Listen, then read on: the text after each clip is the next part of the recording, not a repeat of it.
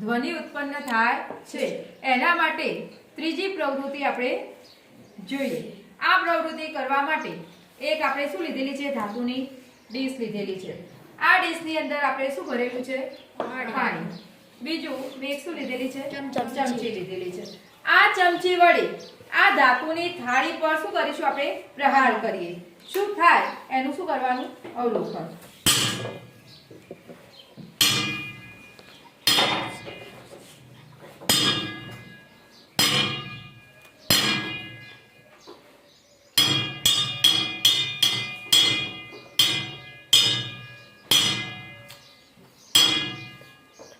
તો અંદર આપણે જોયું કે અંદર શું થાય છે, તરંગો ઉત્પન્ન થાય છે। જે તરંગોને કારણે પાણી શું થાય છે, અંદર કંપિત થયું અને એ કંપનને કારણે શું ઉત્પન્ન થાય છે, ધ્વનિ ઉત્પન્ન થાય છે।